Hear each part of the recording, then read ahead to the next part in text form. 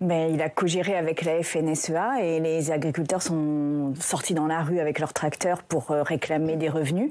À la fin, ils ont moins de normes environnementales, mais toujours pas de revenus, en fait. Donc là, il y a eu aussi des mesures concernant... Non, mais il y a vraiment rien de structurel qui permet de changer la donne sur le plan du revenu. Et il y a surtout rien qui permet d'anticiper les effets que va avoir le réchauffement climatique sur l'activité agricole. Et en fait, je pense qu'il y a une inquiétude légitime et importante dans le monde agricole de ces changements qui... enfin, les agriculteurs ont l'habitude de dire qu'ils gardent un an de récolte, enfin un an d'argent d'avance pour essayer de gérer les mauvaises récoltes. Là, on voit que les années de sécheresse, par exemple, se cumulent les unes aux autres et qu'en fait, les rendements agricoles dans certaines régions de France commencent à diminuer sérieusement. Donc, il y a quelque chose de structurel à aller chercher. On n'est pas du tout là-dedans. Et je rappelle quand même que la FNSEA a une espèce de mainmise sur le monde agricole dont il faudrait questionner la pertinence et la légitimité parce que le mode de scrutin dans les chambres d'agriculture leur donne une espèce de pouvoir bien exagéré par rapport à ce qu'ils représentent. Ils sont pas légitimes, la FNSEA, pour vous ?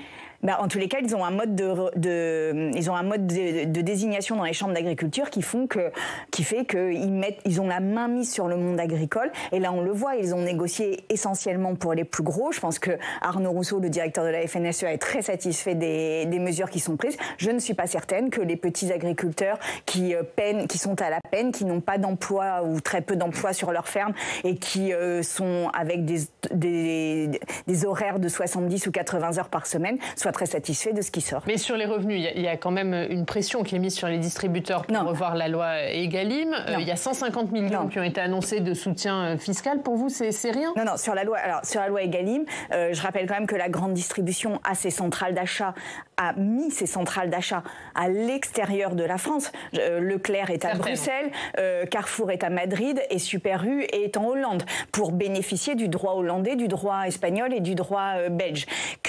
D'où la volonté d'un Egalim européen et le discours de Gabriel Attal et d'Emmanuel Macron qui disent il faut respecter la loi française même quand on négocie hors de la France. À un moment donné, il faut s'en prendre à ces grandes distributions, à cette grande distribution, y compris par une taxe sur les surprofits qu'ils ont fait pendant l'inflation, puisque je rappelle que leurs profits ont explosé pendant l'inflation, donc ils sont des profiteurs de crise.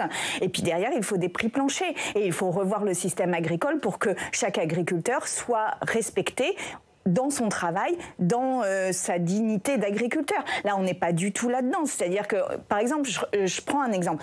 Ils ont annoncé des contrôles par la DGCCRF, 10 000 contrôles par la DGCCRF. La répression des fraudes.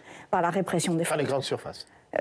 Dans les grandes surfaces. Les inspecteurs de la DGCCRF, donc de la répression des fraudes, ont été diminués. Il y a un quart de ces inspecteurs qui ont disparu en un peu plus de 10 ans. Donc en fait, tout cela n'est que encore une fois, un ministère de la parole. Mais je pense que là, ça commence à se voir qu'il n'y a aucune espèce de capacité ni à négocier, ni à monter un rapport de force, et qu'à la fin, on tape sur ce qu'il y a de plus facile, c'est-à-dire les normes environnementales. Mais je rappelle que les normes environnementales ne sont pas là pour embêter qui que ce soit, ils sont là pour protéger notre santé. Justement, on va parler d'écologie avec et la planète. Vous nous dites que l'écologie est perdante dans cette négociation. Elle n'est pas perdante, elle est piétinée.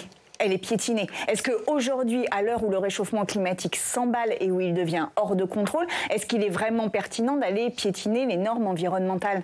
Enfin, vraiment, est-ce la priorité du monde agricole ? Les chercheurs parlent de maladaptation quand on fait ça, c'est-à-dire qu'on ne trouve pas les bonnes réformes dans un problème qui est structurel et systémique.